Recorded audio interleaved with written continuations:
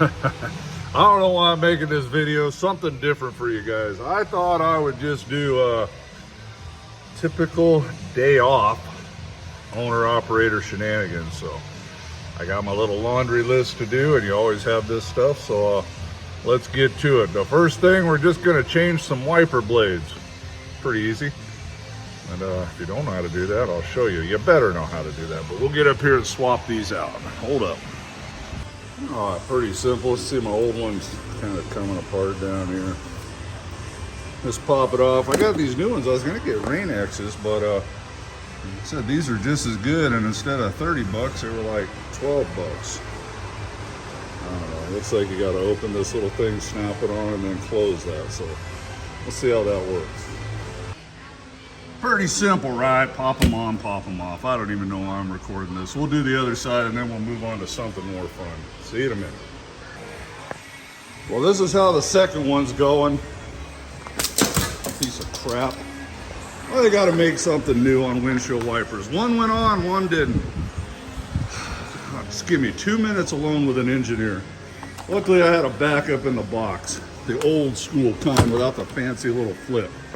But put that on, hold on. You guys ever get in a fight with a pair of windshield wipers? Oh, you're laughing now. Well, the spare was 20 inches long and it's hitting on it because I don't know how that got in there because it needs to be 19 and an inch is a big difference, apparently. Oh, Lord. I have to go back or send the wife back to just get me a regular windshield wiper, not that stupid flippy flip some little nerd in a room thought we needed. I don't know. I didn't know there was anything wrong with windshield wipers. Why do we have to redesign them? I know, just to irritate me and to give that little nerd a job. That's why. I tell you, this stuff drives me nuts. All right, let's try some other stuff and hopefully we don't break it because we have had windshield wipers flying across this shop. They're in pieces in the garbage can now. All right, that's next. Well, I'll show you. All right, my coolant has gone down just a little bit here, from here to here. This hose was leaking, and I didn't see that for a while. Now that's something else. That's a condensation from the AC, but this hose was leaking. I tightened up, put another clamp. So since it's got all new hoses and ends, I'm just gonna tighten them back up. Let's see if that stops it, because I don't see any leaks, but it's such a slow one. It takes a couple weeks to drop a quarter of a water bottle. It could just be coming out of there and burning off. So I'm gonna tighten up all these clamps. It's pretty simple. They're 5/16 or 3/8, one or the other. Tighten all those up and see if I see any signs of coolant. Fill that back up and see. Other than that, I mean, it could be my EGR cooler. But when I rebuilt it, I had a special one made. So once that fills up, it won't leak no more. If you know, you know. All right, so let's do that. See you bye. All right, went around, tightened all the hoses up. They're new hoses, so they've been on about 20,000 miles, several heat cycles, so they will kind of shrink down and conform, and you got to snug them up. So I didn't see any obvious leaks. So it took about half a water bottle to put that back up to where it was. So we'll keep an eye on it. I'm not too worried about it. And yeah, air compressor's running. Let's do this this alternator. Pretty simple, man. We're just gonna reach in there and knock the belt off. Some guys want to unplug the batteries. That's fine, but I've done it so many times. Just undo that hot wire. Have a piece of tape ready to go. Put it over it so it don't hit on nothing. Then you got a couple other wires to pull off real quick. Just one other wire, I think, and I'll have to look here. I thought there was a plug. Well, we'll check it out. It's not, the plug's, maybe there isn't a plug. Maybe it's just two wires. I don't remember. I should remember because I got to do one of these about every year and a half, it seems like, because they're made in China. And it's the only place you can, it's the only option. You can't get a good one. And they're warranted for a year, so I think they make them to self-destruct right after warranty, so you'll keep buying them. Now, most guys wouldn't even have noticed, but I have a voltage readout on my CB, actually, and it's very accurate. And it was fluctuating you know, 13.5, 13.8, 14.2, moving around. So it's usually, you can replace these diodes, but those are the regulators, but I just replaced the whole alternator. So it should hold steady at 14.2. So no core charge. This one's still good. We'll keep it as a backup spare and throw it under the bunk or something. Yeah, that way, whatever conks out on the side of the road, I just change it on the side of the road and save me a $400 or $500 road call, right? Paying attention to those little things like that, and do this in my shop. This alternator cost me 200 bucks. Truck stop, that should be $400 or $500. Roadside call, 700. So save you a few bucks. All right, we'll get after it. Pretty easy. Get going. I'll show you how it goes. All right. I got what's an old broken torque wrench. Just reached in there, took the pressure off, got the belt off, just sitting there. Easy to put on. Got everything undone. There's the hot wire with the tape on it. That way she don't hit nothing. And I got all but one bolt out here. Pretty easy. These are pad mounts. All there was a hot wire and the ground wire. I thought there was a plug, but there is not. So take that other bolt out and throw the new one in. Be done in a few minutes. See you in a minute. You do have to swap your pulleys. It's a 24 millimeter socket. Use an air gun so you don't have to try to hold it. Just hold it with your hand and hit the trigger, it'll come right off. Pulleys usually pop right off. If they don't, just hold up on it and whack down on that stud there with a hammer, a rubber mallet or something, it'll come off. Don't need a puller. You guys think you do, but they come right off. Let me swap these out and then we'll put it back.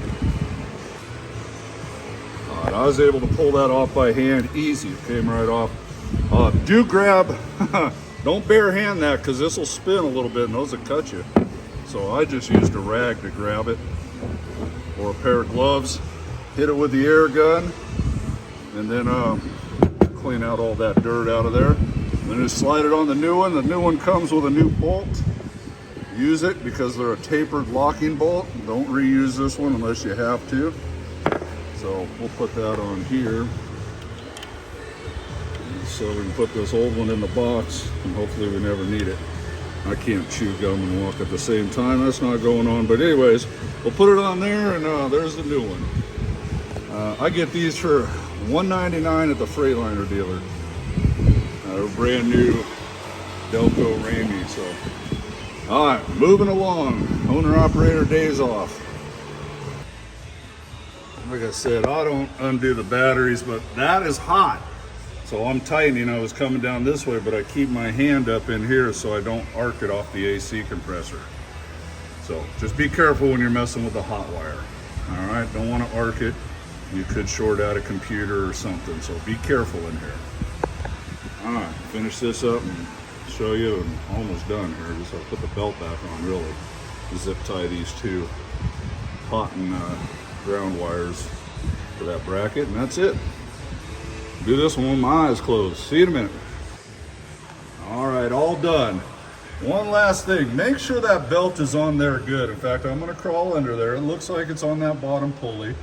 I'm sure it is, but yours truly has messed up and shredded a belt on startup because I didn't have lined up right, and those belts are like $100 each. So, and worse than that, I did it on the side of the road and I didn't have a spare belt. So one of the reasons, I know you guys are like, well, you're working in your shop, this must be nice. Yeah, because I've been around, man. This alternator would have probably went another month or two. I don't know, it was just starting to fluctuate. It was still working pretty much, but eventually it would have quit. And I've done roadside repairs in the freezing cold, snow, rain, 100-degree heat. And it's easier in my shop, but sometimes you gotta keep going. Maybe you don't have the $200 to go get an alternator, but you should if you're an owner operator. So yeah, I just fix it right now in the shop, easier. And I carry all the tools. I could do this on the road, but if you didn't have all the tools but you had them at home, do it at home, because hey man, minimum, this took me, I don't know, 20 minutes maybe, and that's filming it and talking to y'all. They're gonna ding you an hour labor at least, so that's $150 somewhere in there, maybe 200. They're gonna mark that alternator up at least $100, so there's another $100. So $250 minimum saved for 20 minutes of work. I'll take it. All right, I gotta look at my list, and we got other stuff to do, and you guys just follow along on this owner-operator day off, if there is such a thing. New parts, new alternator, new AC compressor about a month ago.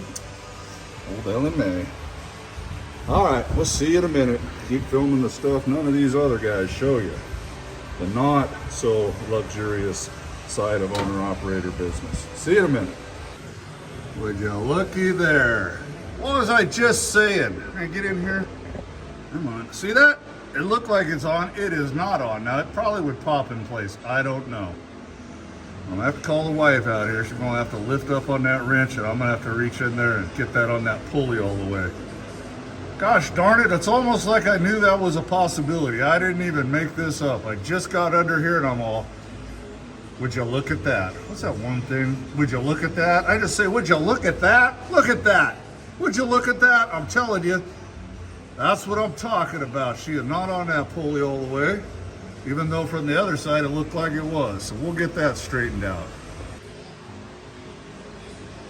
All right, where is it? Oh, there goes the light. Let's see if I can get it back in there. Now, would you look at that? Look at that. Would you look at, you remember that thing, honey? Will you look at, I just say look at that. Now it's on there, right? Because I got, you can see her legs over there. I got my helper. You guys got one of these helpers? She's my helper in the car. Have you seen that one? She's very handy. I don't know how I make it in this truck without her, because apparently if she wasn't with me in the car, I'd just be bouncing off of buildings and bridges. Stop kicking me. All right, gotta go. On to the next project. But would you look at that? Now we're good. Now, this next project's just rearranging. I got a couple coil boards that are done. Pretty cracked up, so we're gonna junk them. I've had 4 of them tied to the top of this box for, over a year. Those 2 are still good. I got enough now to do 3, so I never haul more than 2 coils. Should carry enough for 5, but maybe I'll get a couple more bevel timbers, but I'm trying to arrange it where I can get it all in this box, get everything off the top. All right, so we'll be with you in a minute. So watch your coil boards start cracking up like that. It's time to junk them. All right, just more owner-operator shenanigans. And we got a next project. Wash the truck, and I'm going to try to do something different with these tarps. Roll them up and stand them up, and I'm going to see if I can come up with a cleaner look than that. See what happens. All right, see you in a bit. All right. I was going to try to roll the tarps up and kind of strap them to that board. And that sounded good, but that can be done probably. I can probably get them tight enough on a nice warm day here in the shop. But on a cold day somewhere, that wouldn't work. So got them out of the way. I will re-roll them and make them look nicer. Just gonna hose the trailer off. Truck and trailer wash. The shop, if you didn't know, the floor is tapered and there's a big drain underneath. So it's kind of like a truck wash and shop. All right, man, that's about it. I'll tell you some story at the end, but that should conclude today's shenanigans. Woo, it's hot, man, 95. Sweating out all the toxins. At least running that pressure washer is pretty, not too hot of a deal. All right, we'll see you in a bit. At least do a before and after. Big mess under there, but the whole thing's dirty. We'll clean it up pretty good. And I think I need to repaint the line. It's getting pretty faded. Well, I don't know if I have any orange paint. I'll see what I got. But this is the business end, where all the coils are hauled. The first thing I'm gonna do is put a bunch of purple power down here and let it start working that grease loose. Works pretty good, and then it pretty much cleans right off. So, cleaning up the office. This is my office, so we're gonna clean it up a little bit. See you in a bit. All right, we got the office clean. Now I can still see that pretty good. I'll paint it later. I'll get down and show you all the mess that I chased off of here. It looked clean, but it wasn't, so. And if some of that stained, ain't gonna be perfect, but clean enough for now. All right, see you in a minute. Just a bunch of yuck. All right. That's it, man. I'll finish washing the truck and then wrap this up. We having fun yet? Woo, we're done. Finally, kind of, sort of. I'm sweaty, it's hot. It's 90, it's pretty much 100. Woo, so we got the wagon all washed. Pretty much done. I'll roll up those tarps, re-roll those up tomorrow on my next day off.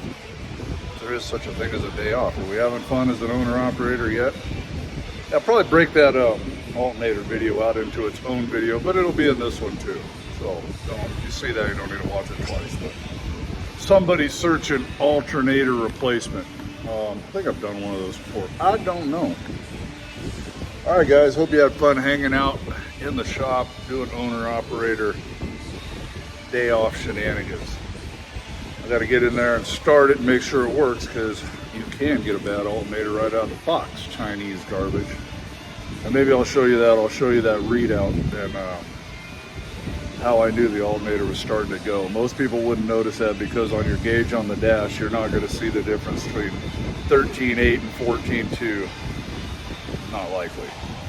So once it started fluctuating, it's on its way out. So like I said, better to do it now than alongside the road. Other than that, we'll see you guys. Have a good weekend. Bye now. Alright, we're 14.1. The other one was 14.2. With the alternator, I went out with my multimeter and it is doing 14.1 right off the stud. So that's about what we'll get out of this. That's fine, as long as it's not up towards 15. But what you want to see is it holding steady. Mine was dropping down to 13.6, 13.8, moving all around. It was starting to go out, but this one's holding steady at 14.1 volts. And I got the same reading on my fluke meter off the back of the alternator, so we're good to go. So it's kind of nice having that, because here you can't, on this one, you're not going to see the difference between 13.8 and 14. So that's not even reading 14. It's under the 14, so that one's not super accurate anyway. So as long as that's not in the red, you're okay. But this one, you kind of look at it once in a while. It'll help you spot problems before it becomes a big problem. All right, guys, see you. Bye. Right when you think you're done. That's just who I am, man. I thought I'd do a walk around and check everything, and sure enough, I got a flat tire. It wasn't flat yesterday. So at least I found it, and it's Friday. I found a place in town that can do it tomorrow. We'll just go get it fixed. That way we don't find it a surprise Monday morning. Always something, owner-operator life. All right, see you, bye.